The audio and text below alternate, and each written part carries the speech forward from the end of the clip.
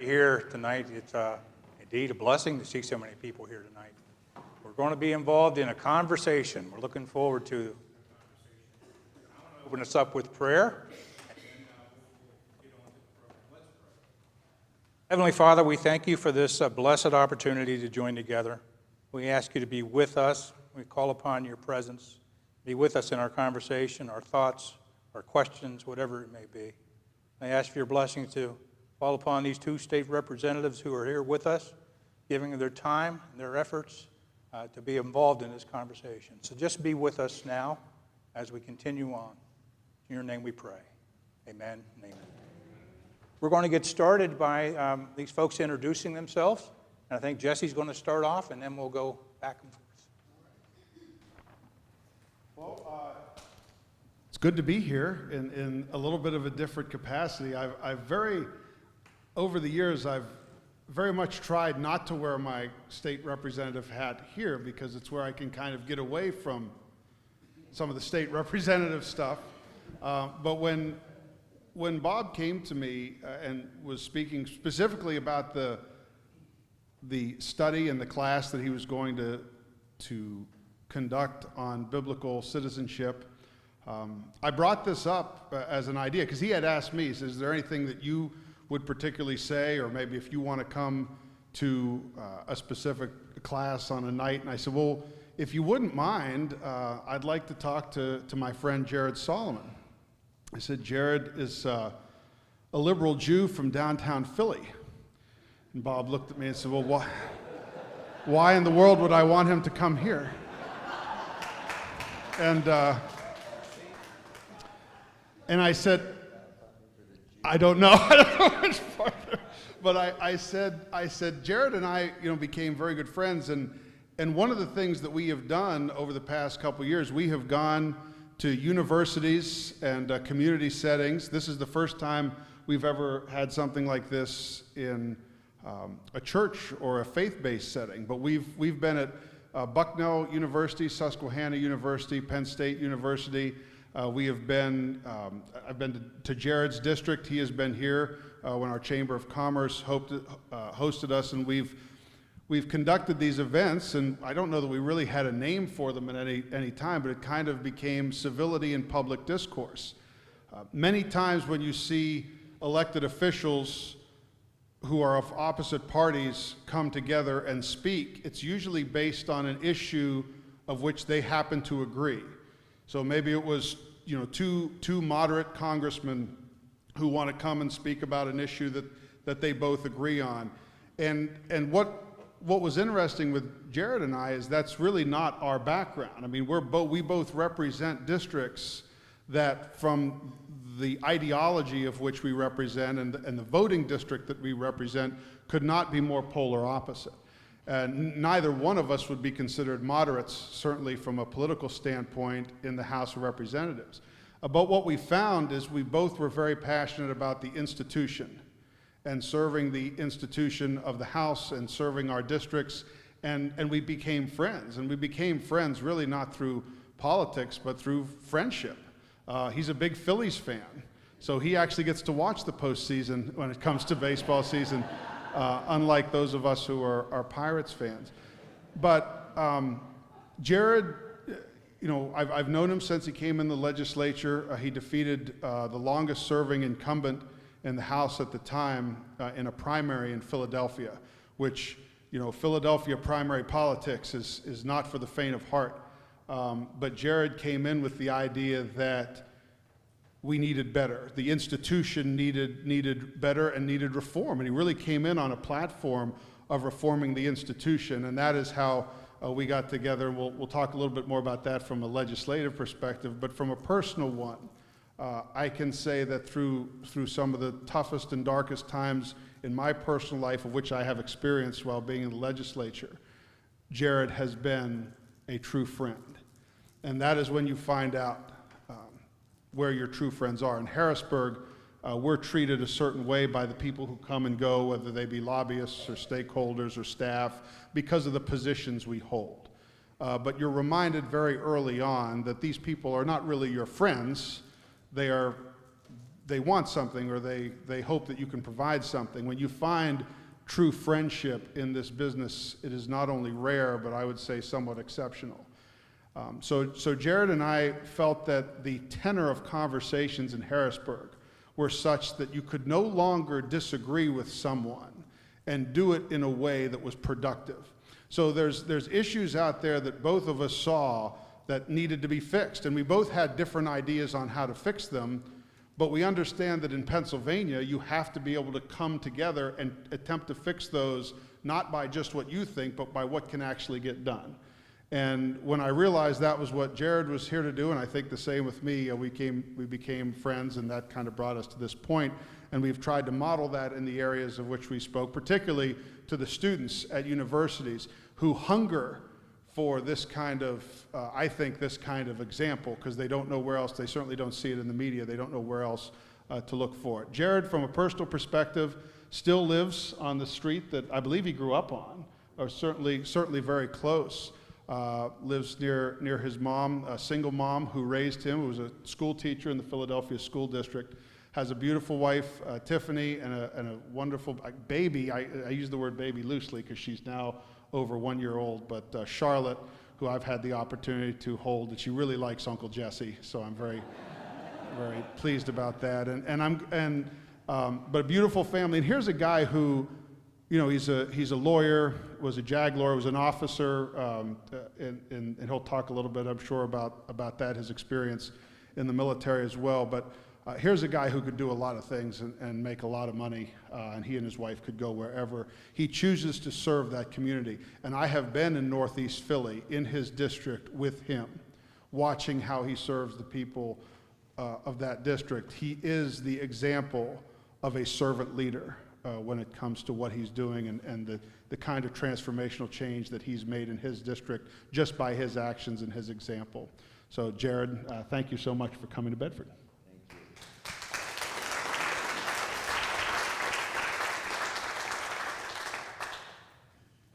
Thank you. Hello? There we go. Thank you so much, Jesse. That was so kind. And thank you for having us. A student at the end of one of our talks at Susquehanna University said to Jesse and I, "The two of you are like Simon and Garfunkel." Now, he didn't mention which one of us is Simon and which one of us is Garfunkel. But that sense, I think, came from, as Jesse mentioned, a bit of disbelief and wonder that a conservative Republican and a liberal Democrat could sit down and be thoughtful and engaging and seek to bridge what seems to be an ever-growing political divide.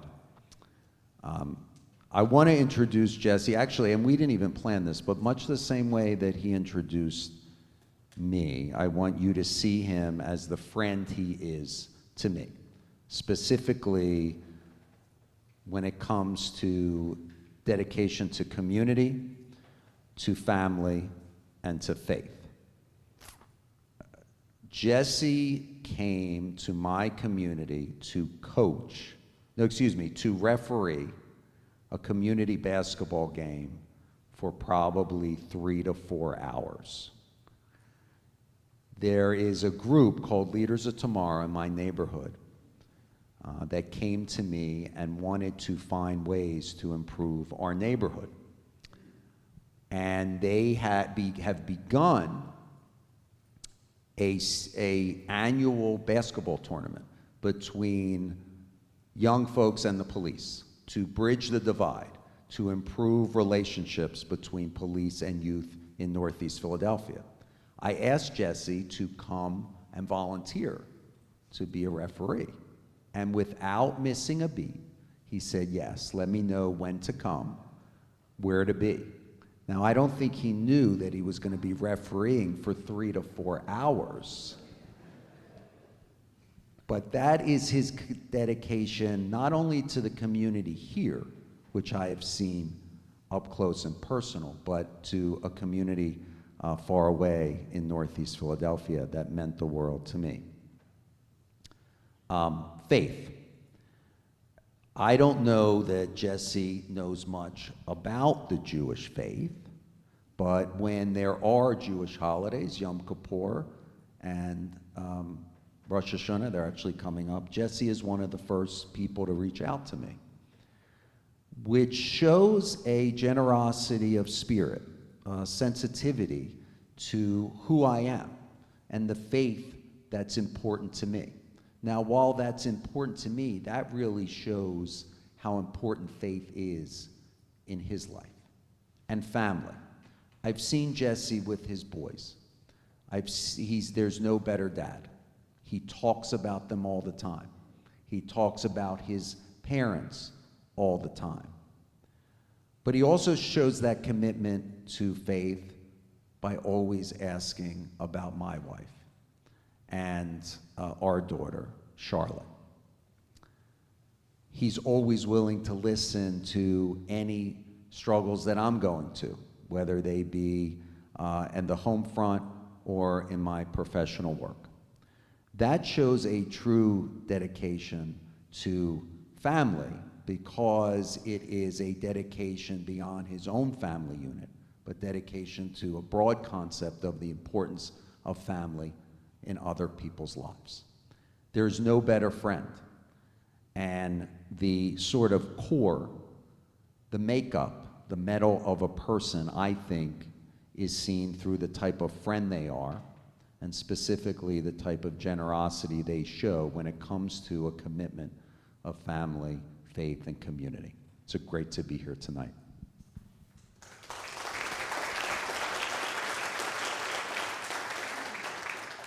We're going to walk through a series of kind of personal questions to get to know these folks a little bit better.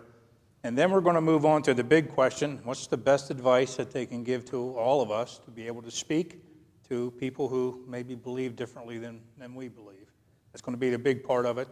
And then we're going to open things up at the end to some questions. We have some people with microphones, so get your questions ready. We'll be walking around. These folks will address some questions. So let's move on with a little bit of personal background information in mind. I want to ask a question. I don't care who answers it first.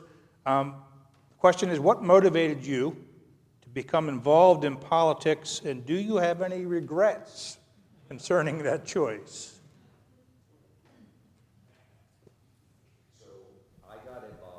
In politics because I felt my community had been left behind, sort of left out without a voice. When I was growing up in Northeast Philadelphia, as Jesse mentioned, I was raised by a single mom above my great-grandparents' butcher shop. And I think my mom decided, initially we moved there because financially we had to. She didn't really have the money at the time to support a young family, so we moved in with my great-grandparents. But I think she decided to stay in the Northeast because there was a sense of community pride. No matter how little we had in terms of resources, people felt real pride in their neighborhood. They took care of their neighborhood. They took care of one another. Over the years, sadly, I saw that disintegrate. I saw neighbors not talking to one another, trash on our streets, abandoned cars littered on our business corridors that just weren't working, were really broken. And I just said, we have to do better. And there was a guy who had been in office for 42 years. It's a long time to do anything. And I said, I really think, I had run a community group at the time. I think I can help change the narrative in this neighborhood and bring back a sense of community pride. And I hope I've done my part in doing that so far. In terms of regrets, I don't really have regrets about getting into politics. I have frustrations. And the biggest frustration, we talked a bit about the political divide. That can be very frustrating. But just how slow things take to get certain things done. And that lack of urgency is felt in my home city of Philadelphia and of course in Harrisburg.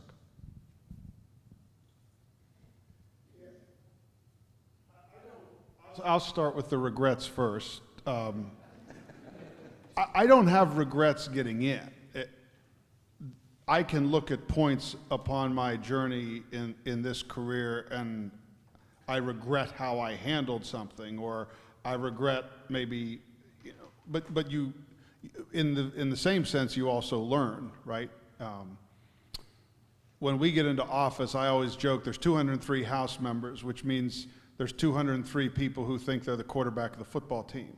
It's very difficult, and I would say almost impossible to kind of get into one of these positions and not have a little bit of that ego mindset of I'm getting in to get stuff done.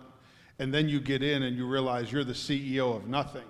A good idea means nothing unless 102 people agree with you in the House, 26 in the Senate, and the governor's willing to sign it. That's the mentality. And so I think I've learned a lot over 11 years. I would certainly handle the job different in certain ways. I would handle its relationship to my family and relationship in different ways. There's a lot of things I would do different. But in terms of regret about getting in, no, because the reason I got in was I felt like I could do the job. I felt like this was a very important thing. I grew up, as you guys know, in a household with a history teacher, social studies teacher, who was always talked about the role of government. I was like fascinated with it, and I felt that this is something that I could really contribute. This fit as many of us, this fits what I think I'm talented at, what I'm good at, and I think I can get a lot of things done that would benefit, as Jared says, the community, but also the Commonwealth.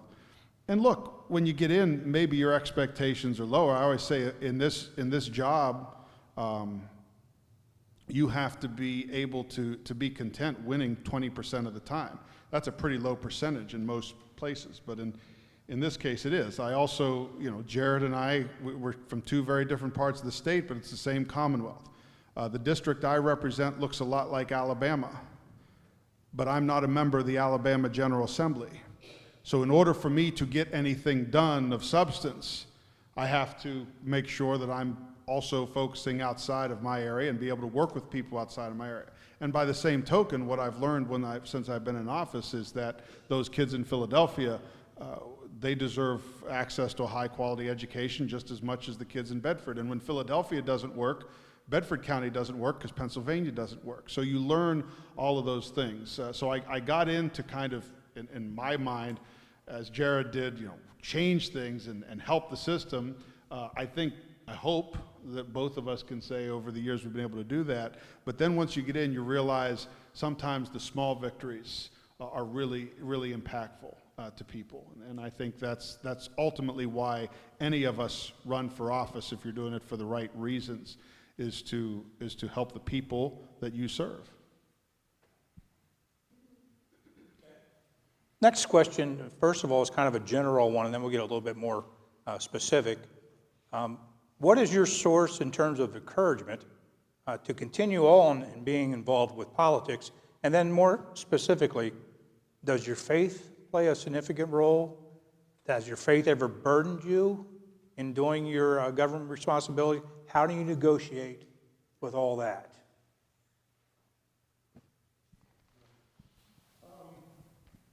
I would think that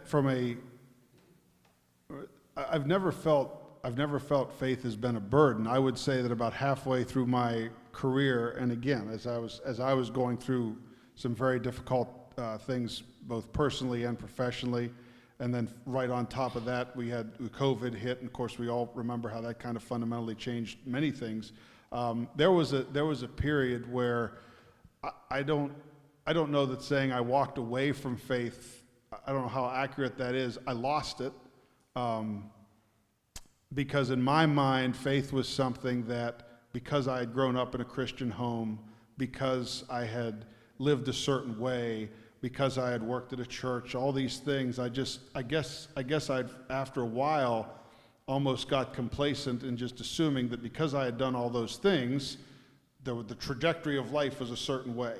And then when the bottom falls out, my initial reaction was to blame that faith structure. And it was really guys like this. I'm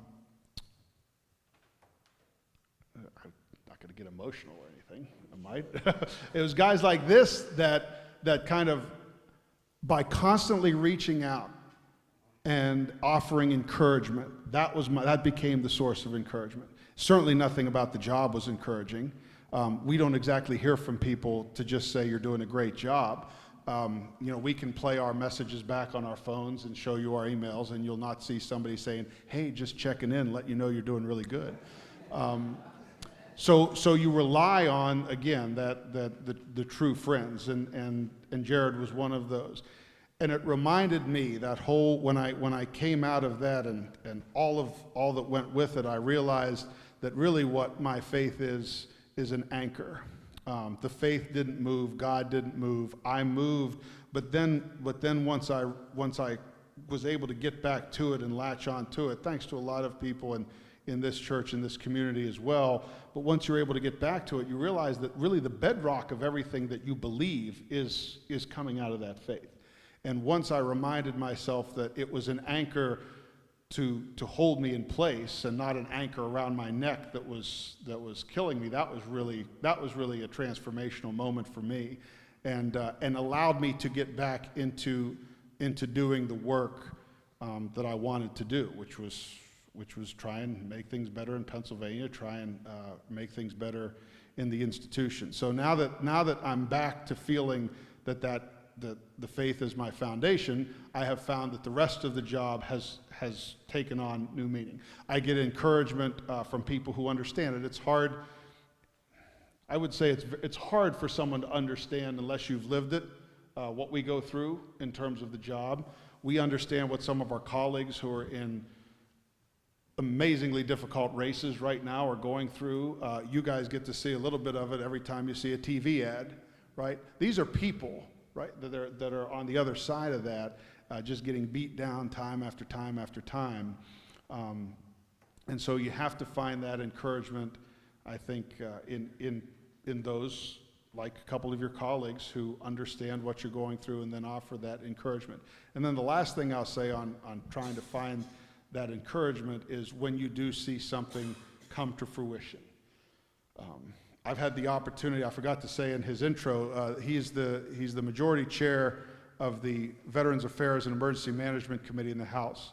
I'm the minority chair of the Education Committee, so those are kind of our two areas that we focus on. So when we were able to get some pretty transformational change this year in the budget for higher education, some of those things that didn't make the news or not something you're going to see on TV, but that also provides encouragement that things can still get done even in this environment, because the environment is more, look, the days of anybody being there 40 years, those are over. I mean, this is not the first job that Jared and I have had, and this will certainly not be the last job that Jared nor I will have.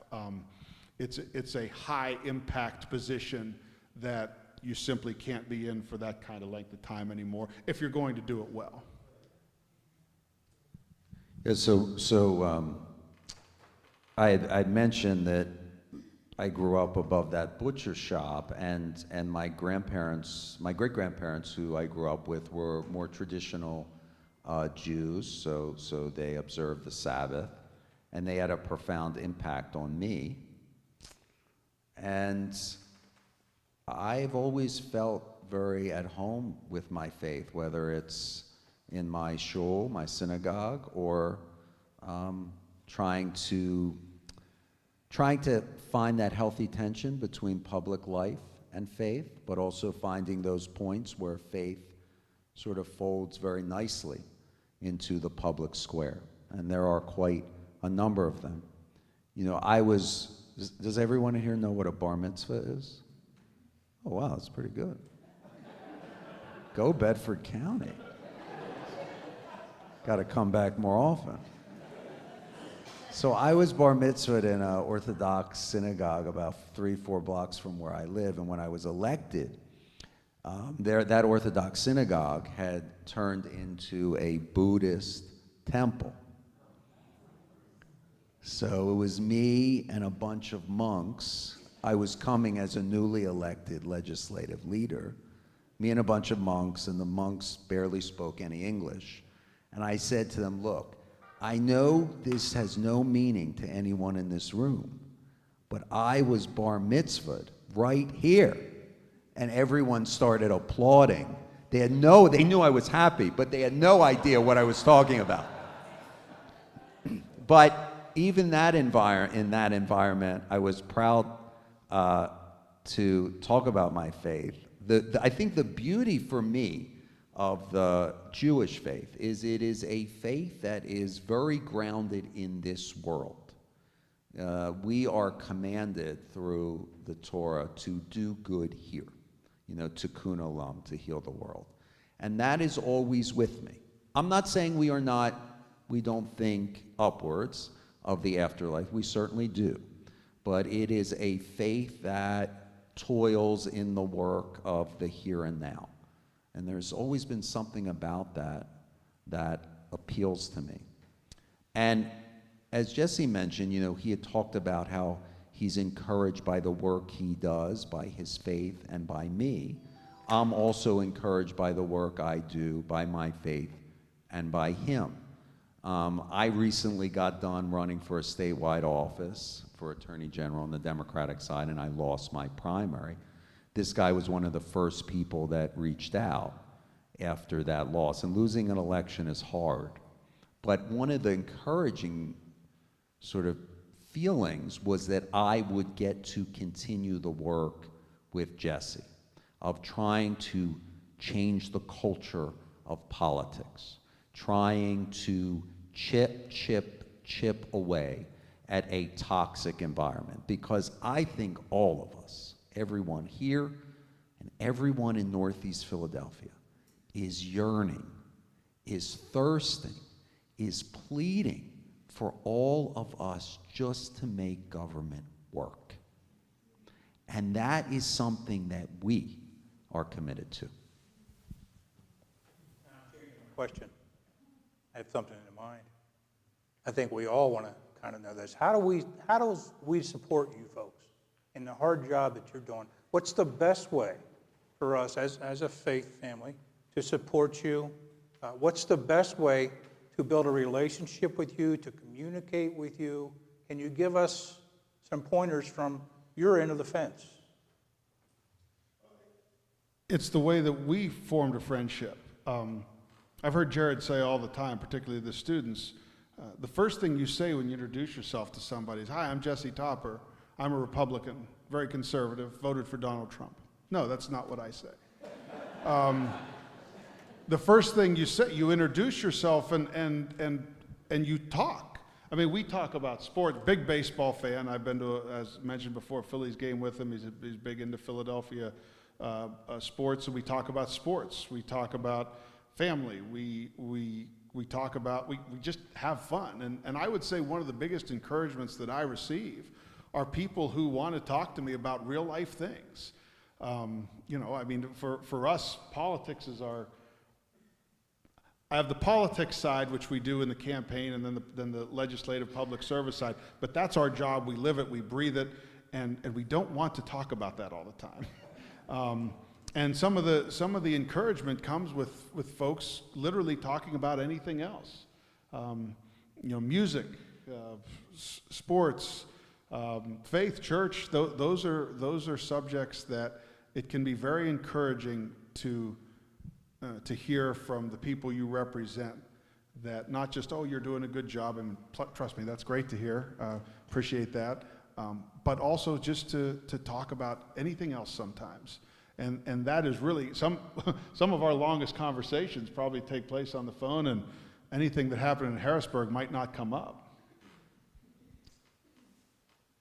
I think, so in Northeast Philadelphia, we were talking about this before, I tried to build a faith-based initiative that included synagogues, churches, and some mosques in my area, because I represent the most diverse community in the whole state. And sort of my my mission for the group, my charge to the group was, don't be afraid of politics or politicians. Let's choose one issue. It didn't matter what it was. I said it could be housing, it could be food insecurity. Let's just choose one and let's work together. Now, we failed miserably on that front because we couldn't get the faith-based community united around what that one would be. It shows that sometimes the faith-based community struggles with the same things that government and politicians do. But if you can do that in a collaborative, coordinated way, that is powerful, because not only are you doing the good works, but you are showing to the outside world that government and faith and people of goodwill can do good things together. And I think that is what all of our calling really is to do that work together. Yeah, and Jared makes a really good point about when he talks about trying to get the faith-based community involved in the actual community. Because he mentioned earlier about how government moves. You know, we move intentionally slowly, sometimes more slowly than certainly we would like.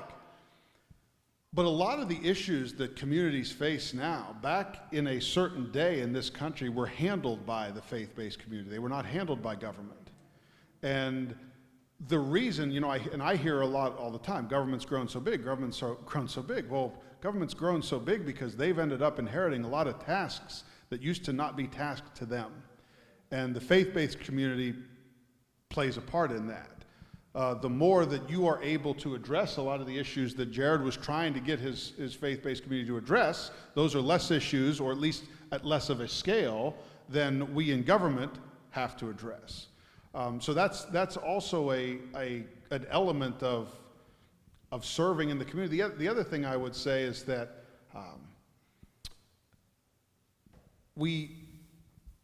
not so much Jared, he has a different political experience in Northeast Philly.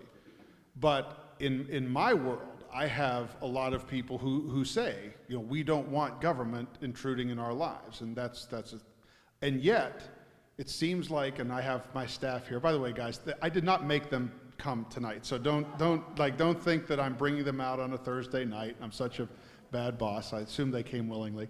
But you know, a lot of, as soon as you would be amazed at the problems people come into the office with. They're like, really? You thought the state government was going to fix that one? So in a sense, we as a culture have kind of invited that intrusion at times, and I think that's part of the overall role that the faith community could have. We could do less if the faith community could do more. And I think that's a great touch-off point for, you know, something we probably don't see eye to eye on, and is the role of government in people's lives. You know, for me as a Democrat, on the social justice issues, which I'm sure are important to many in this room, I just don't see the Republican brand as providing a very attractive answer to the social ills that we face.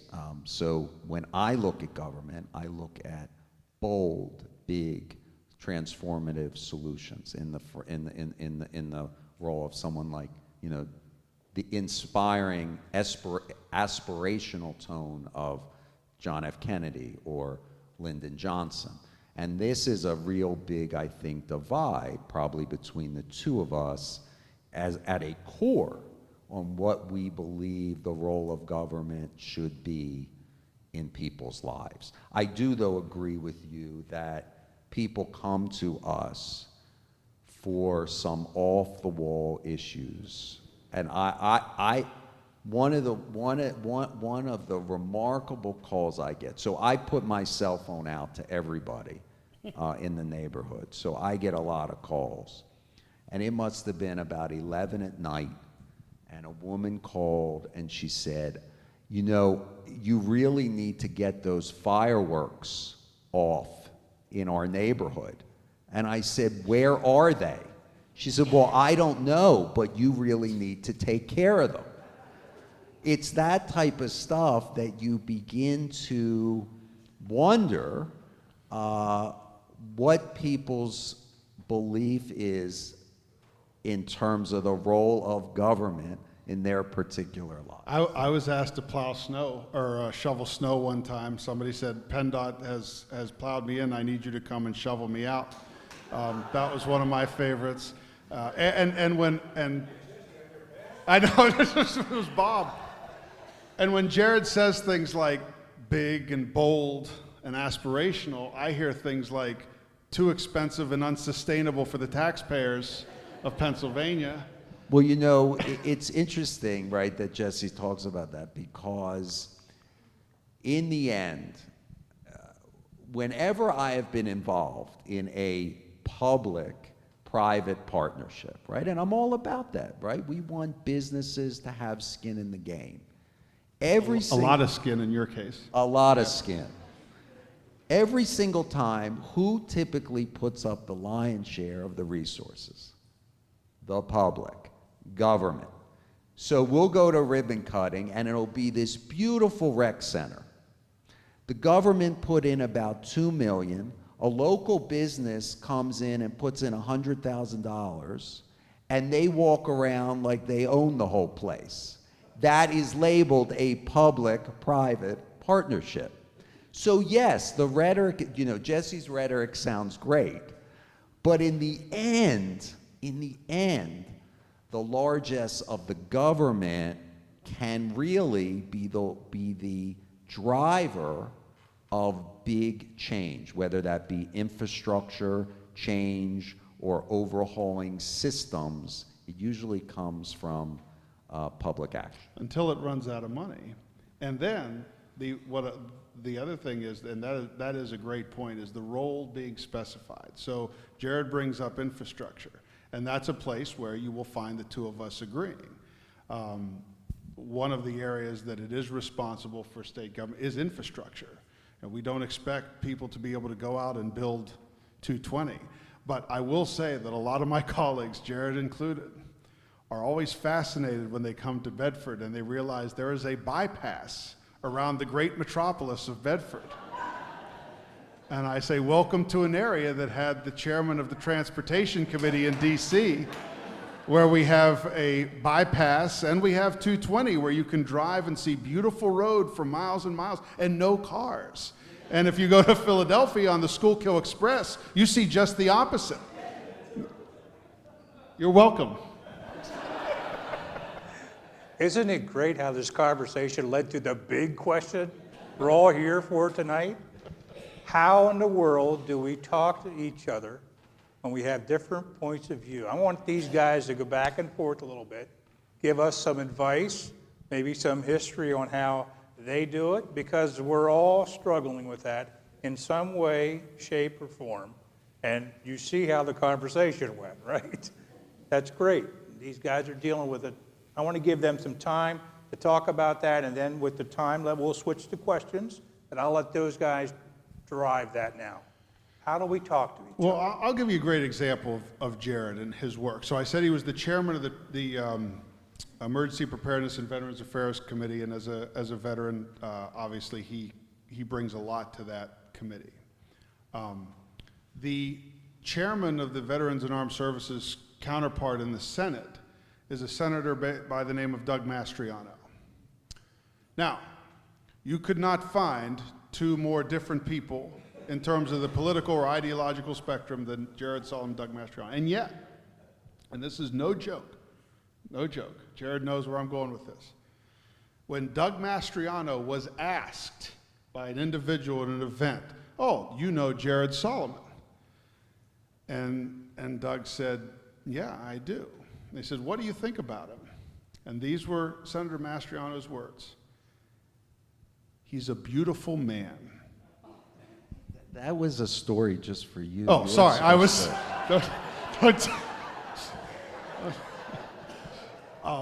That's the kind of impact. So Jared and Doug have to work on... Look, we have some serious issues with our EMS services, our emergency management services, throughout Pennsylvania, particularly in areas where we simply can't get volunteers, they can't support themselves, fire and EMS, and of course veterans issues throughout. These are major issues that are brought again before Jared and his committee, and he is tasked with figuring out a way not just to get it done and out of his committee, but how to get it across the goal line in the House, and then the Senate through Senator Mastriano's committee, and then to the governor's desk for a signature. Senator Mastriano has the same idea, and so how do you do that? Well, if you walk in and immediately say, well, you and I disagree on everything, so this isn't going to work, well, then the conversation ends there. And look, I'll be honest, there are House committees that's what happens. There are some committees where you simply do not have two chairmen that are willing to talk to one another. You don't have a chairman in the Senate that's willing to talk to you. You're not willing to go over to the Senate. There's a little bit of a hierarchy. This is some inside baseball for those of you who are kind of political junkies. There was a former colleague of mine who's now retired, and in the Republican caucus, he always used to say, everybody thinks our enemy are the House Democrats. He goes, it's really the Senate. There's some, let's just say, some internal tension between the sister chambers at times. So it can take a lot for a House member to walk over to a senator's office and say, look, here's an idea, here's the issue, let's sit here and figure out how we're going to get this done in a positive way. So what does that take? It takes humility. So the first thing I would say how do we talk to those who we disagree with and do so in a civil manner is we have to be humble. We have to acknowledge that it's okay that the other person disagrees with us. We know we have a job to do, and sometimes when we get stuff done, it's because we don't have pride of authorship. Some of the best legislation I've gotten passed doesn't have my name on it at the end. And that's sometimes how it has to be. So to be able to have that humility to go to somebody else in our line of work and say, I see this problem, this is something we can get done, let's work to get it out, that's important. And so what my advice would be is, look, yes, we can have those moments where we can talk about anything other than politics and get along. But then there are those moments, particularly this time of year, right? Particularly around elections, where there will be times at the family table at Thanksgiving where this kind of stuff will come up. And it is disheartening to me to know that there are family members who do not speak to each other to this day because of one of those conversations. There are friends who are no longer friends because of one of those conversations. So if those conversations arise, being able to have the humility to approach it in a way that is not going to end that way, and it takes the second word I'll say, which is trust. Jared and I do talk about sports. We do talk about our families. But then every once in a while, we have to talk about issues that we do fundamentally disagree with one another on. Sometimes in a personal setting, sometimes in a professional setting. We have trust enough in one another to know that when he says something I don't agree with, I don't have to take offense to that.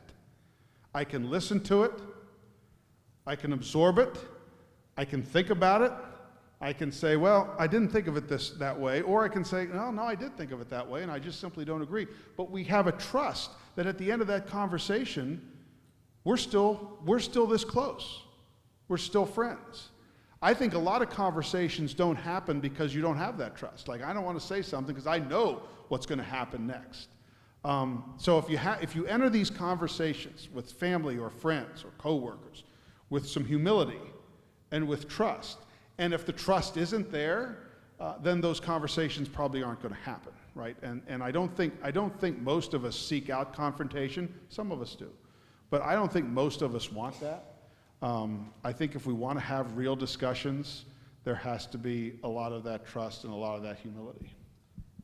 And I think what sort of undercuts what Jesse's talking about is that everyone, whether it's people in public life or just citizens of Pennsylvania need to work at it. And I continually see just a lack of wanting to put in that work.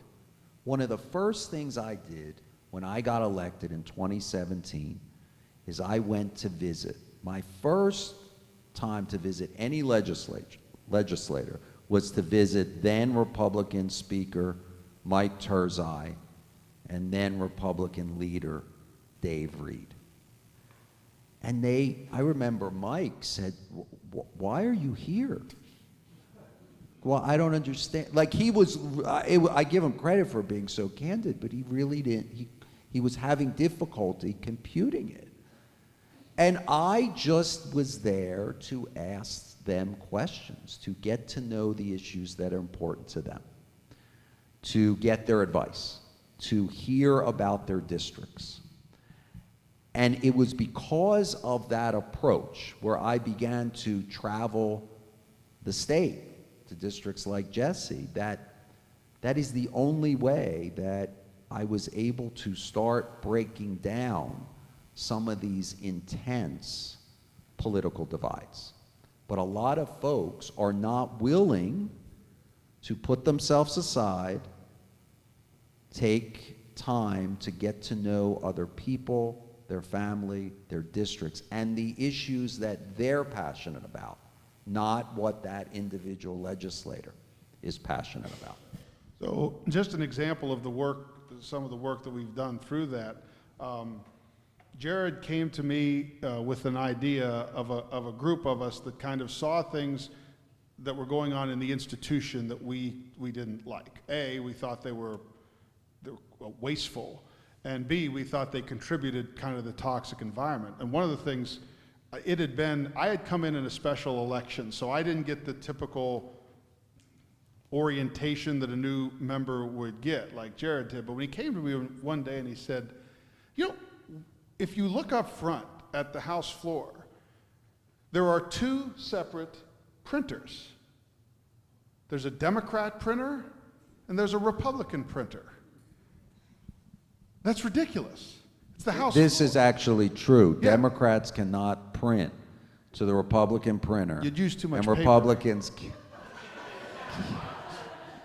can't print to the Democratic printer. And so with that idea, he said, I wonder how much of that is going on. And through that, we were able to identify how many, what list did we? It was seven areas. Security, there are so many different security agencies around the Capitol. Print shops. 4 different print shops. House Republicans, Senate Republicans, House Democrats, Senate Democrats. The way we purchase everything from pens to paper is all driven not as a group thing, collaborative. It's wildly inefficient, right? Because you could sort of harness the purchasing power of the whole body to drive costs down. And I've met a lot of pens. I don't think they come with a partisan label on them. We all sort of use them the same.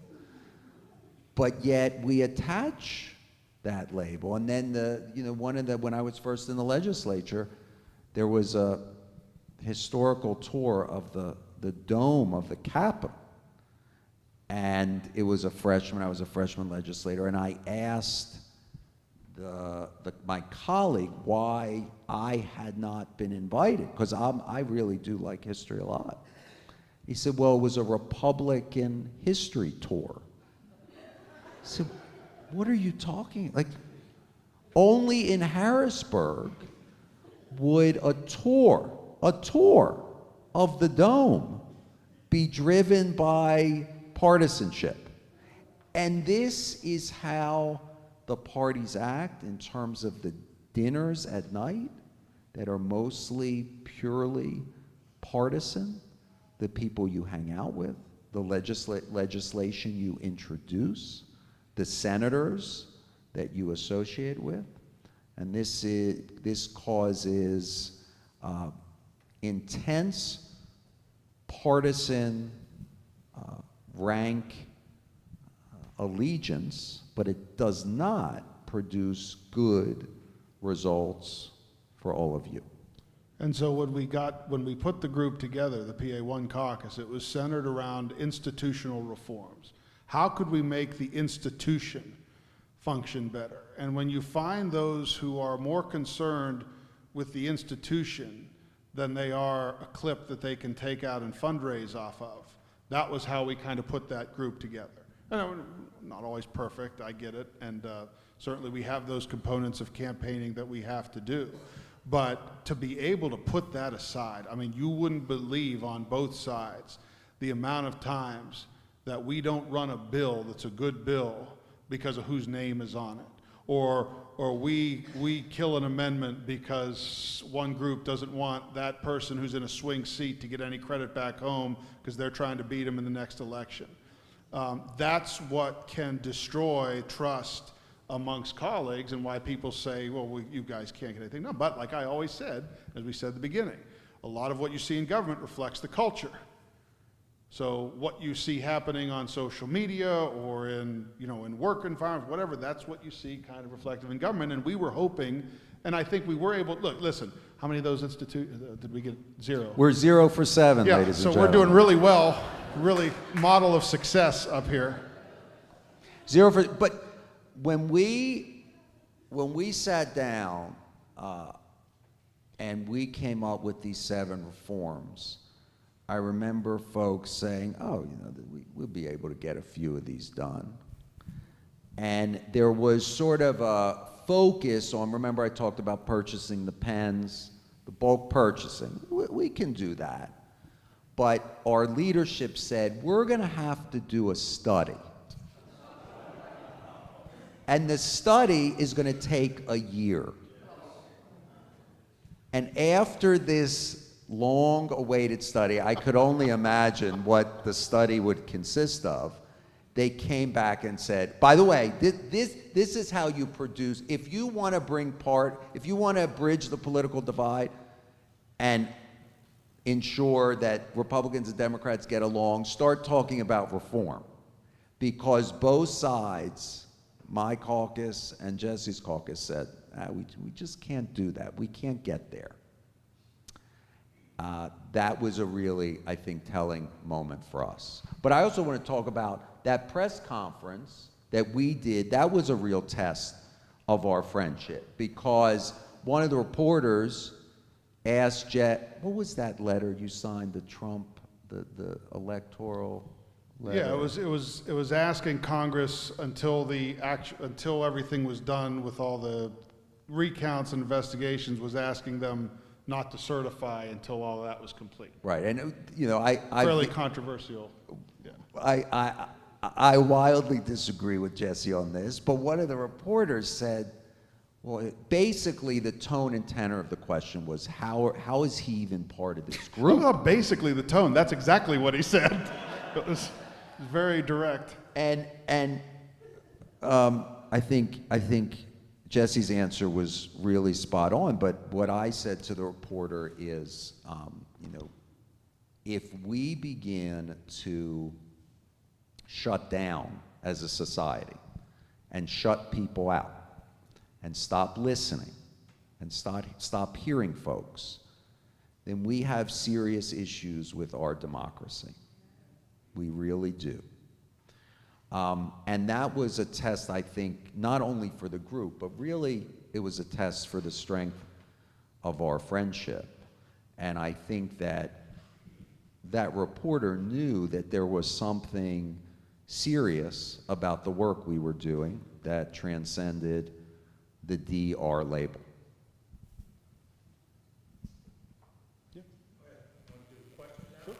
Just one more question, then we're going to turn it over to you guys.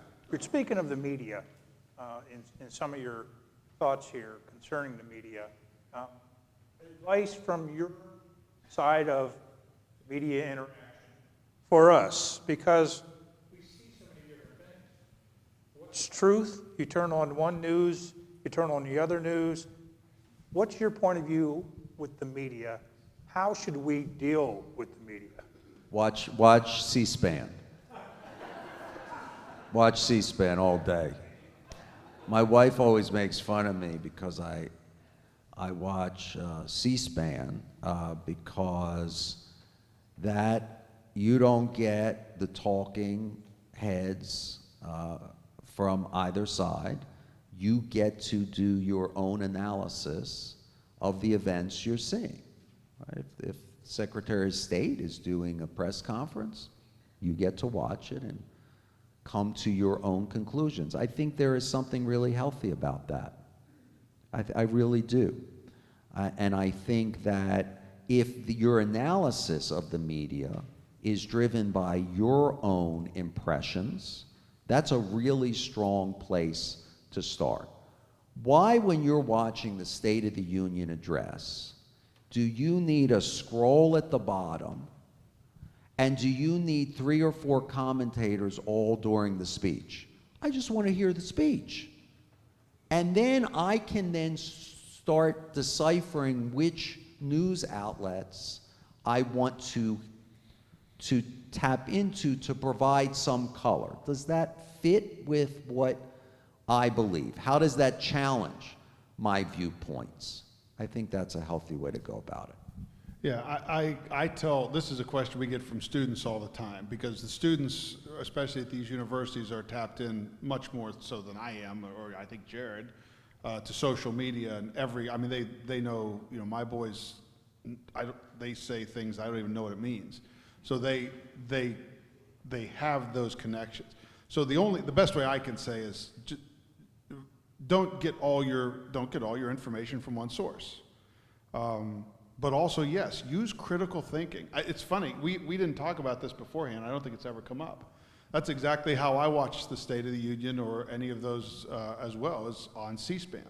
That's just because I don't need to be told what I just heard. I can actually listen, you know, to what I just heard. So that's good. In terms of dealing, you know, with the media, it kind of becomes the boogeyman, you know, for a lot in our profession.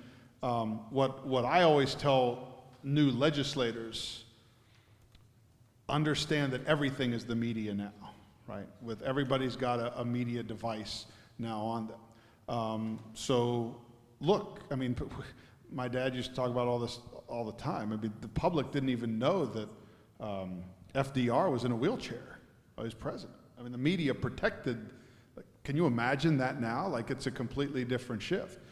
So we have to be aware of that. The church has to be aware of that. Individuals have to be aware of that. You can say it's not fair, it's too wide reach, whatever. It is what it is. It is out there, and everyone needs to be conscious that whatever you say or whatever you write or whatever you do can easily go, as the kids say, viral at any time. And so that's something that we have to be aware of. But I would say to anybody, don't get all your information from one source. I don't think that's ever been healthy.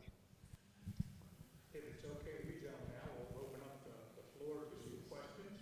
We have folks with microphones walking around, so if you have a question, we'll listen for questions for a while. Jared, that's a drive home tonight, so we're not going to be here all night.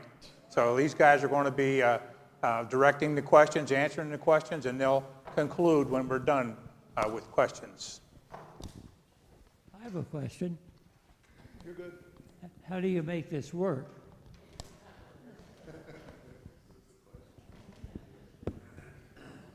Well, I'm going to sit down.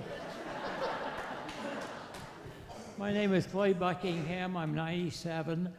I spent 37 years in the military service, so and that probably impacted an awful lot of where I am right now. But I recall that President Kennedy, before he became president, wrote a book called Profiles in Courage, and it selected a number of people, politicians, most of them, who he felt had demonstrated real courage in their while they were in government. Now, today I'd say we need another chapter of that to cover our guest from Philadelphia, the representative from Northeast Philadelphia because he has come down to Bedford County, and he's Jewish. How many of you are Jewish? Well, that shows you about what the percentage rate is in this county.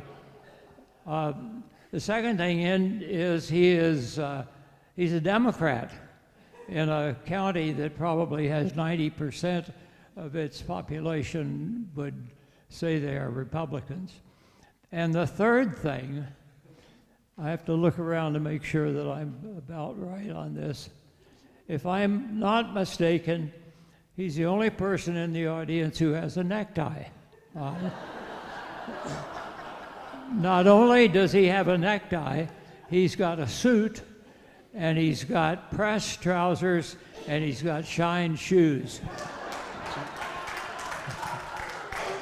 He's got a tear in his jacket right here. That just ain't Bedford County. So I'd like to say we need a new chapter on profiles in courage. Thanks for coming. So let me tell you something. General Buckingham is not far off. I could have extended this invitation to a lot of members, and most of them would say, "Nah, it's a setup, right? I'm not going." He didn't even hesitate. When we've gone to one another's districts, it's not even been a thought, because once again we have that trust in each other. Even tonight, I said, "Hey, look, we don't have to do questions from the audience. Like, I don't know what any of these guys, I don't know what Jim Miller could ask. I don't know." And it was Jared who's like, "Absolutely not." Like, and listen, when you go onto college campuses, you don't know anymore. But how about this guy going on some college campuses right now as a Jew, which is certainly different than just walking into Bedford. But there's never been a place that he has not gone or answered questions or spoken with people, and I think there's a great credit to that. I just want to thank you. That was so kind of you to say, and I think that political courage is truly lacking in our politics, in our government. The book and the sentiment that JFK talked about was then echoed by his brother, Robert Kennedy, in a famous speech, where he talks about that true courage is when you are willing to really feel, internalize the scowls, the dislikes of people who are your friends, your fellows, your countrymen, and people within your own party. And that is something we are seeing less and less of. But what a powerful message you just put out there, and even to be considered as someone that demonstrates political courage really means a lot. Thank you. Jared, hopefully your visit here will encourage you to broaden your perspective from big and bold and all that. Just joking, of course. Good luck, Ron. It's only intensified. The question I have for you, and I've worked with the Maryland legislature quite a lot many years ago, and the question I have for the two of you is, what can the two of you do working together to give back some of those things that Jesse mentioned that were our responsibility years ago that now have been shed upon the legislature? And many of us don't believe that those things should be done by the legislature. How can you two work together with your colleagues to return the power to the people where it belongs? Well, I think one of the things that we've been able to do in terms of the institution is first thing that Jared, and I get on him all the time about being a liberal big spender, because he is, but Jared doesn't like waste. You know, he does not want to see waste. He might have a different perspective about a certain program or how expansive it is than me, But he doesn't want to see waste. He doesn't want to see fraud. He doesn't want to see abuse. I mean, this is a guy who ran, he was running for Attorney General because he is someone who believes in law and order and the fact that, look, there are certain things that the government has to provide, including, that law and order and including infrastructure. And if you are wasting money somewhere else, you can't use it to do the things that are the core function of government. So one of the things that has brought us together is not just looking at reform in terms of just the House institution, but all of our bureaucracies, which I think both of us agree there are places where we need to make sure they're working as efficiently as possible, when in many cases they're not. So efficiency in government, regardless of our view of its size and scope, is something that we share, and I think something that we can continue to work on. And I think that returning power to the people is having a reform-minded agenda that makes your voice count. One of the biggest things that I'm a proponent of is a gift ban. Now explain to me why, right now, in the state of Pennsylvania, if a lobbyist or just an average citizen gave me a Ferrari, all I need to do is sign a piece of paper disclosing that to the public. Now that's just wrong.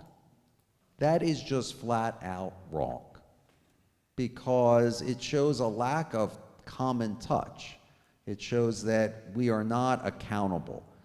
We are not grounded in the everyday lives of how folks live. Things like that, things like open primaries, which I'm a big proponent of. Right now, independents are shut out of the primary system completely. They all pay taxpayer dollars. They don't get anything out of it. Nothing, no vote, no voice. We're a democracy. They need to be included in the political system at every turn. The more and more that we provide policy prescriptions that root us in making sure that we are accountable to you, I think is how we begin to build trust back with the public.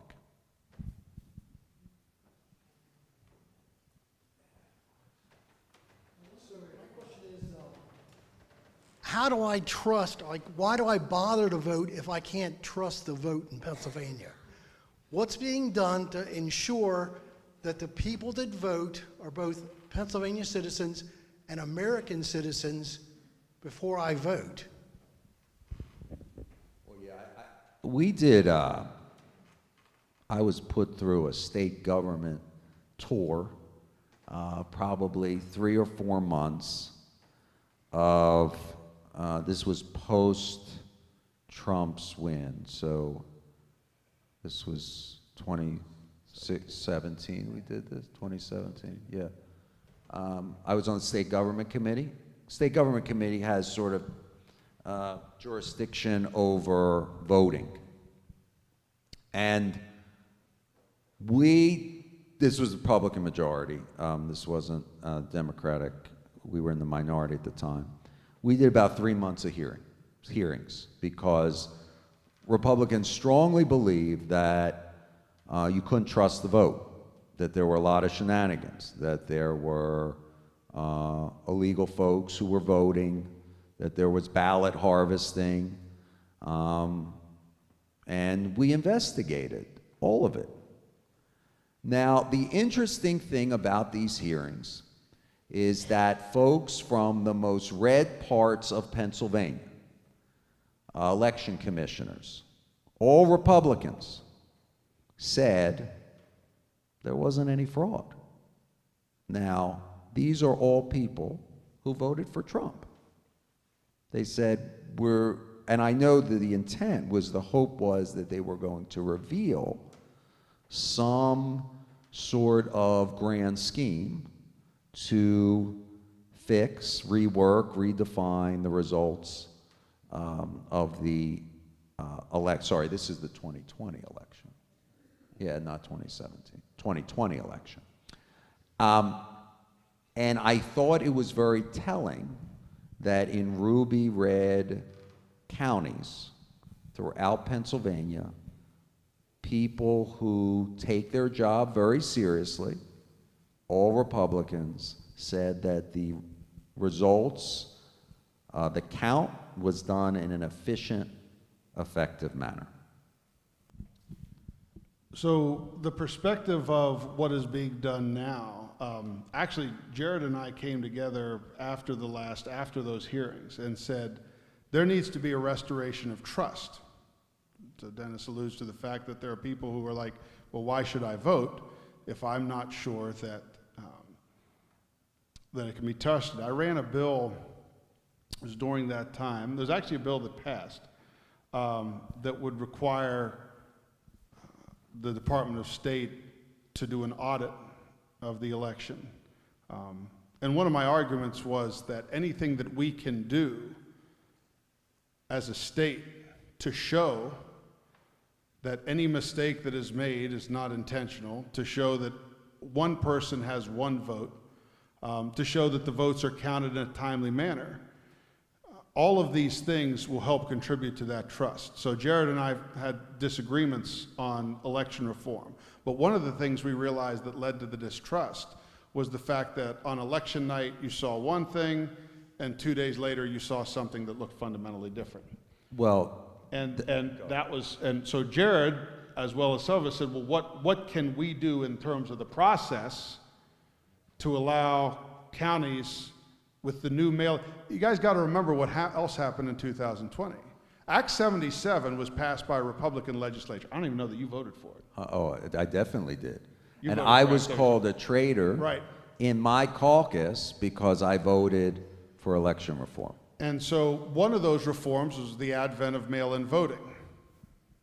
Now, mail-in voting, I believe, had COVID not occurred, I don't know how many people would have voted by mail, but my guess it would have been very small, because you had the option of an absentee ballot already. What Act 77 did, in addition to a lot of other reforms, was it eliminated straight party voting, the ability to just say Republican or Democrat. Once again, Jared voted for that. That was not an initiative that was supported by the majority of his caucus. So Jared has always been at the forefront of reform and seeing that, look, if folks trust the system, if they can see the results, but that first time that it happened, you know, we were dealing with mail-ins that nobody was expecting. Nobody was expecting that many mail-ins, nor how to process them well. And it created probably, I'll give you an example. It's something called the curation of ballots.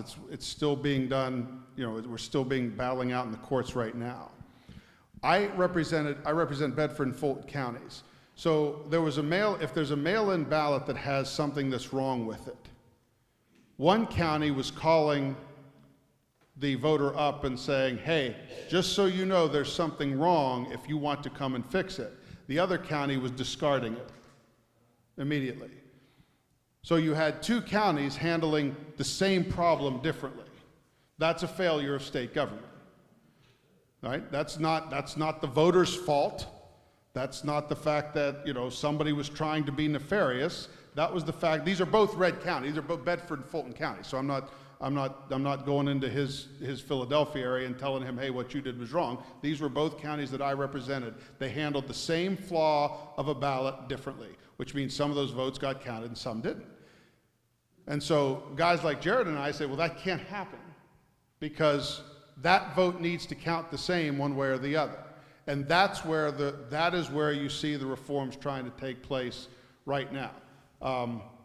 Look, I've met with election officials all across the counties that I represent and counties that I don't represent. I have not seen anything that would indicate to me that we are in danger of not having an accurate election this November. Nothing. Other than we need to get this example of curative ballots figured out, and right now it's in the courts. I think that typically, when you talk about election reform, Republicans will emphasize security. They'll always talk about security. I'm much more interested. I care about security deeply, but I also want to talk about accessibility to the ballot box. Things like same-day voting, same-day voter registration, having election day multiple days, right? I think you should be able to vote in election place 2 weeks before the election, on weekends. Why is it just one day out of the year? We should be finding every possible avenue by which to make our elections more accessible. And I believe, by extension, if you get accessibility right, you get to more secure elections. Act 77 was a moment in time before everything fell apart, where Governor Wolf and the Republican legislature were really trying, and I think did a very good job, of getting that balance between security and accessibility correct. Our election code had not been rewritten for 82 years. 82 years. There was a provision in the election code that required a lantern in every polling place across the state of Pennsylvania. A lantern. When you have that provision, it's about time that you do a rewrite. And I think there was a real good balance, and then COVID happened, and that blew away any goodwill, any good sense of bipartisanship, because both sides saw the world in terms of how government responded to the pandemic. And I strongly believe there's still that brewing underneath many different moves that both parties continue to make. I tell you what else it did, and this kind of gets to the question of, well, what is being done now? So you've realized you have what has happened because of what went down with Act 77, which again, everything looked smooth until COVID hit. It is now you have members that are scared to death to vote on anything election related. Because at the time, and this is how politics works. At the time when it passed, the majority of the Democrats, with the exception of Jared and a few others, were standing on the floor, and I mean, we were being called everything under the sun. You know, racist, and you're wrong, and this is terrible, and all that. And then when the mail-in ballots happened with COVID and everything happened, then it flipped around. And then all of a sudden, every Republican who voted for Act 77 is a rhino and doesn't know what they're talking about. And so you had this huge shift. But what it did to both sides was, it said, you know what I'm doing next time an election bill comes that has any kind of reform in it? I'm voting no, because it scares me what will happen in the next election cycle. Because I can't predict how that's going to look in 2 years. And so what we have to try and convince colleagues of, specifically with campaign reform or election reform, is we have to do, if we see a problem with the creation of ballots, we have to fix it. If we see a problem with voter ID, we have to fix it. If we, you know, people have said well, early voting's a disaster. Well, they early vote in Florida. I haven't heard too many problems ever since the hanging chads down there. So, you know, are there areas that we can agree? Yes, but we're going to have to convince enough of our fellow members to vote for something, as opposed to just saying, and look, it's not going to happen right now. Nobody's going to touch that a couple weeks before an election. But in that off time between, can we convince enough members, look, whatever happened before, we have to fix some of this stuff, and you can't be afraid to vote for any kind of election reform simply because of what happened after the pandemic. You got to drive to Philly tonight. Okay.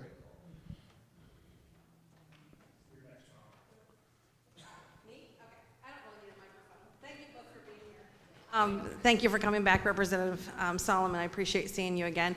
My question is, what is the future of public service in Pennsylvania and the United States when the parties are becoming more and more polarized? And how do we get good people like yourselves who are willing to reach across the aisle and work together in logical ways to want to do those jobs in the future?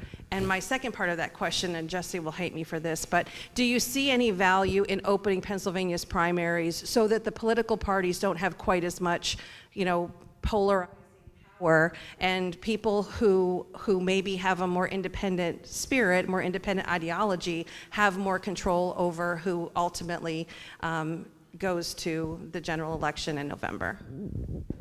Well, yeah, I mean, that's his wheelhouse. He definitely, it's Jared's bill to have independents vote in primaries. And I'll just talk about that issue real quick, and then I'll get to what I see as the future. That's one of those issues that when I came into the General Assembly, I was absolutely against open primaries. And the reason was because the primary is not the election. A primary is a nomination. It is when the parties nominate their candidates.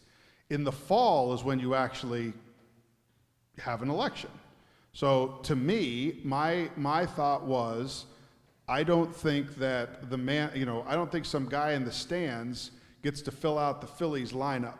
I think the Phillies get to fill out their lineup. The Pirates get to fill up their lineup, as crappy as it might be, and then those two teams play. And if you don't want to be in the stands, then get down and join one of the parties and be in it. That was my view.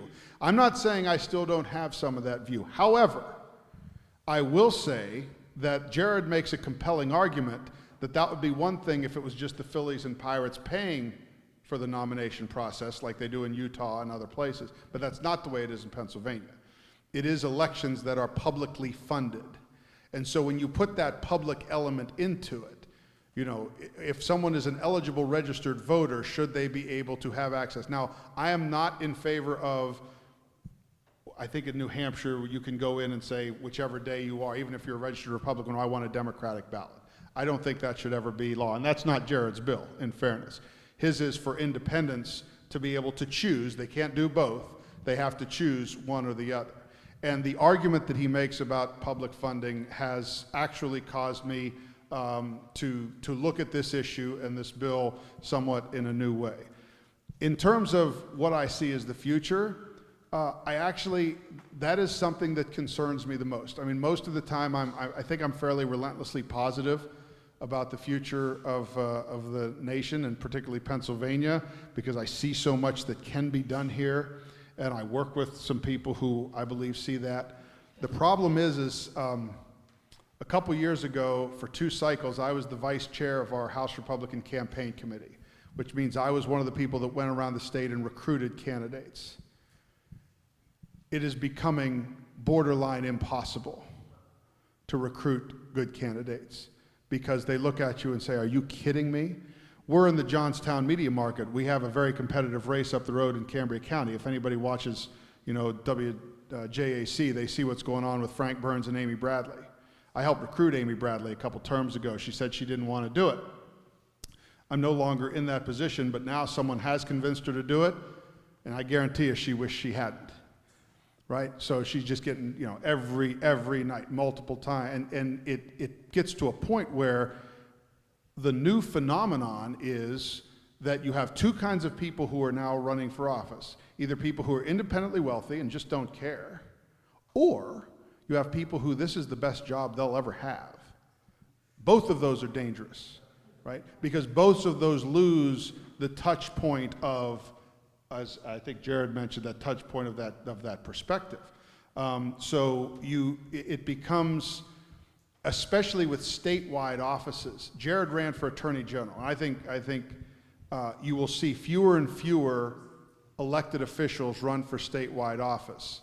What we've seen recently, whether it be with Tom Wolf or Scott Wagner or those who have, even Governor Shapiro to a certain degree, they haven't been in state legislatures long enough to have a big voting record. Or in Tom Wolf's case, or Scott Wagner's case, independently wealthy, can buy up a lot of media buy in the primary, and boom, you're the nominee.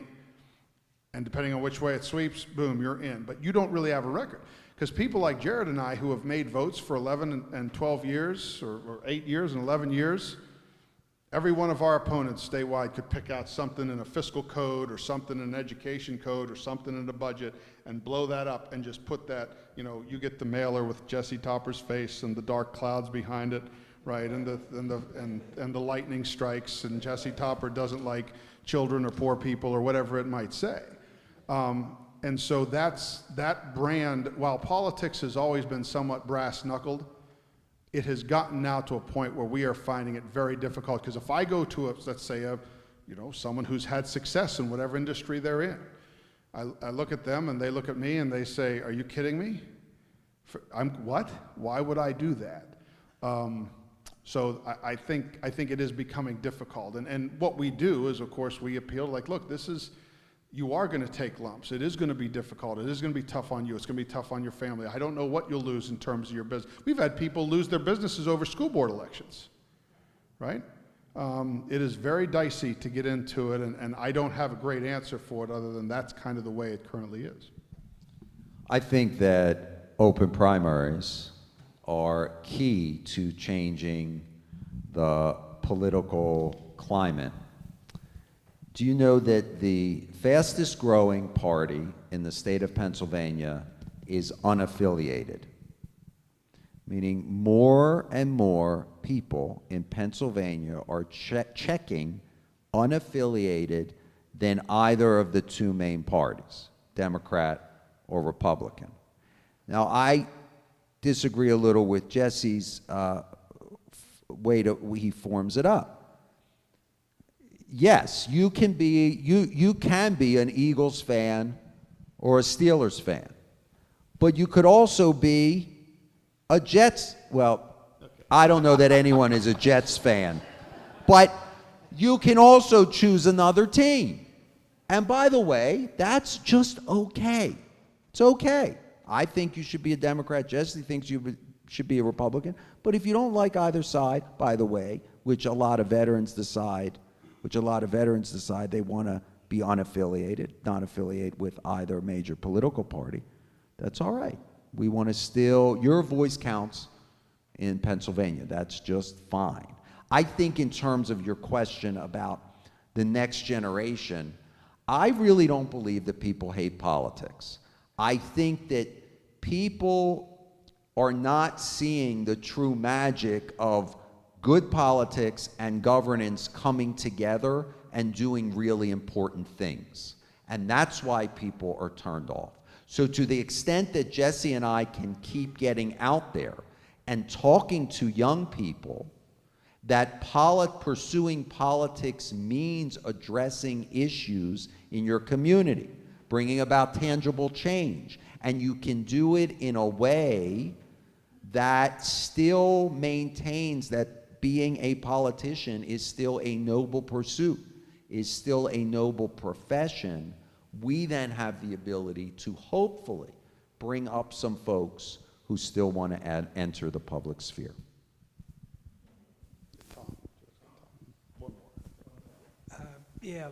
My question, you talked about the dysfunction in the government. Would term limits be an answer? 100%. I've been you're not in favor of it? Okay. I don't know. Here's why let me just talk from a personal perspective. Yeah, we definitely need term limits in Pennsylvania. Here's why. Think about anything you do in life, but I'll just talk about being in state government. You go to Harrisburg, and every single year, you basically fighting the same fight. Democrats want to spend on certain priorities, whether it's more education funding. Republicans typically want to hold the line on spending, unless it's something they really like, then all of a sudden they want to spend a lot of money. But it's the same battles every single year. And then in your district, at least in Northeast Philadelphia, maybe it's the same in Bedford, people don't come to me for, they come to me for some state issues, but it's mostly city issues. They want their pothole fixed. They don't like their neighbor and they want my help resolving it. They don't like that their neighbor has high weeds. They want more police presence on their street. All of trash, right? If you came to one of these in my district, there would be a discussion of trash, then a state issue, then trash, trash, and more trash. Now, trash is going to be in Philadelphia and in Bedford in some form or the other now, 10 years from now, 50 years from now. And as you continue to do the job, at least I get a sense, right? It's natural that you lose an edge to your work. You lose the same energy and verve that you brought to it on day one. It's human nature. My mom was a special education teacher for 40 years. 40 years. I mean, she had kids that were reading on a second grade level when they were in 6th grade. She did amazing work. But she would tell me, as she got later and later on in her career, that she would lose kind of the ability to reinvent herself. She used to bring certain innovation to the job, and that stopped as the years went by. That's why we need term limits, because at a certain point, we need fresh perspectives, new ideas, new energy to get out with the old and bring a sense of a new type of energy to our politics in Harrisburg.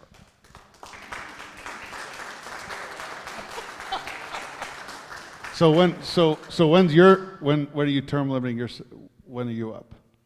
When do you think I've done enough? No, what's the term you're setting for yourself? That is a really good question. It is, and that's why term limits are a bad idea. I can tell you what my proposal was the only, so wait a minute. Governor Rendell, and then I'll tell you what I think may be the sweet spot. Governor Rendell had a proposal that you could serve, I think it was 20 terms, right? And it was only... I think it was 20 years. Oh, 20 years or 20 terms? 20. I think it was 20 years. Yeah, prospectively, meaning all the current members of the legislature could serve as long as they wanted. Right. But only new members would be able to serve in the confines of those term limits, and he couldn't get any support for it. Because it's an arbitrary number. So I have term limits every 2 years. They're called elections. The reason why the longest serving incumbent in the House of Representatives is no longer there is because this guy beat him. Because the people of Northeast Philadelphia said, no, we want a different option. So we can talk a lot about the voice of the people, but that ultimately that is who is responsible for your governance. No, I really, I think that's not right, because the way we draw districts in Pennsylvania forces primaries to govern and the primaries to be the only action. There are no general elections. You could draw Philadelphia up in 84 different times, and but I'm it would not still just talking pursue the about same Philadelphia thing. or You can draw Bedford. Bedford County or Huntington or Fulton the same way. There are a lot of other counties. A lot of what we see in other states that have term limits is that staff because the staff is there forever, right? And so all of a sudden the staff and the bureaucrats have a huge ability to decide public policy, far more when they passed term limits in Ohio. That's what we saw happen. The elected officials, the ones who are in these kind of settings, who have the microphones, who are trying to be responsive to their constituents, all of a sudden the staff and the bureaucrats have an outsized influence on what can be done, because a lot of folks know one of the things that really helps keep members of the General Assembly in check are elections. When you take that out of it, I don't know what happens, right? Now, I agree with a lot of the elements that Jared talks about when he talks about term limits, because it represents something that would happen if government worked perfectly, if all the people were in it for the right reasons. But as I always say, I wish pizza were a health food. I have to live in a world where pizza is not a health food, and it's a dark world. But it is the world in which we live. And in the elements that I see every day in Harrisburg, I know that the only way I was able to have any influence as a minority chairman of a committee this year in the budget, of which 3 pieces of legislation that I authored came into law, more than the majority chairman, was because I knew how it worked. I knew who to talk to. I knew where to go. I knew the institutional knowledge that helped me navigate so that things could get done for this area and for the Commonwealth of Pennsylvania. If I was in there at 4 years, I still didn't know where all the bathrooms were. So look, if we want to say, okay, well, let's make it to a point of your effectiveness. That could be 10 years for some. It could be 16 years. Heck, I know members that were not effective in 2 years, right? And they left. But I do believe that in today's world, and I said this from the beginning, in today's world in government, I believe that the system is somewhat regulating itself because you no longer have people who are in 40 years. There were members, how long was Chris Sonato in? Chris was in for over 30 years. He was defeated in the last election cycle. I mean, you are seeing it more and more. We had a Senate pro tem here years ago named Bob Jubileer, who was one of the longest serving members of the Senate and one of the most powerful men in the Senate, was defeated. It can happen when the people decide it should happen. And so that is my default position. Not that I don't disagree with some of the things that my good gentleman to my left says, but that is why I have always been fundamentally against the idea of an artificial term limit. But Jesse, you're talking about states that have quick turnover like Florida, where it's 2 or 3 terms. If you set it, for instance, at 10 terms, that would provide... That's 20 years. That would provide... Does anybody hear term limits and think 20 years? Yeah, it's, not many. Well, I don't know what... By the way, if you want to make Pennsylvania more like Florida, I'll trade except term for limits. Term limits. Okay. But you need to find the sweet spot where you can gain experience, ensure that you make a mark both at home and at the state capitol, and then move on. I also think in the states that you see term limits, you have even a stronger hold in the executive branch. Governors are far more powerful in those states. And certainly that would not be something that I believe in Pennsylvania that would be beneficial. Are you telling me that in the largest full-time legislature in the country, we have that much better government than in states that have term limits? That's a good point. Sometimes you got to listen to the guy from Northeast Philly. Right. I'm going to invite these guys to come down front here. I checked with the office staff today, and I told them to go out and get some appropriate gifts to show our appreciation for these two folks. So if you would make your way down here, please. And they got different gifts, appropriate gifts for each one. Jared, first of all, we want to give you this as a church. It's a gift basket with a bunch of Bedford candies in it and all kinds of trail mix. Happy stuff, all kinds of good stuff going on here. That's the appropriate gift for Jared. And then we got something for Jesse.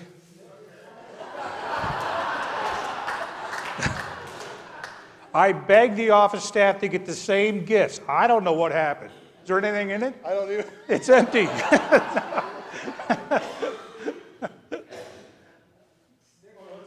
Oh, okay. Okay.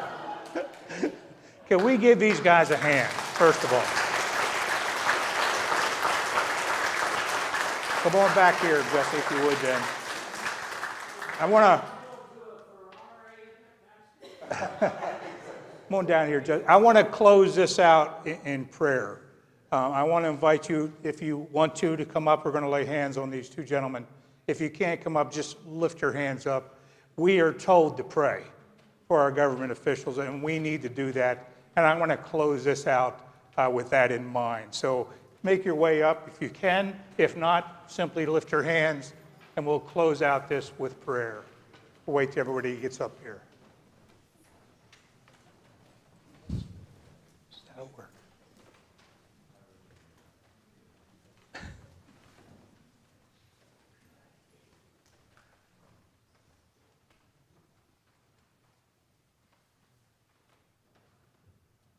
All right, let's join together in prayer, shall we? Heavenly Father, what a wonderful evening. We thank you for bringing us together. We thank you for this conversation. We indeed felt your presence in the middle of this. We pray for these, your children. For Jesse, we pray for Jared and the jobs that they do, the hard jobs that they do. Help us to do our part to support them. Help us to pray for them. Help us to maybe every once in a while send them a nice email. That would be a great way to support them. In all seriousness, we lift them up. We give you thanks for these public servants who do the best that they can, who have their heart in it, who are real, who can feel our concerns on our level. We just give you thanks. Be with them. Be with them as they go forward. Encourage them. Give them strength. Give them perseverance. Give them guidance. We thank you, and we lift up praise to you. Heavenly Father, thank you so much for this evening and all that you've done for us here this evening. Take us home and bring us back again. In your name we pray. Amen. Amen. God bless you, sir.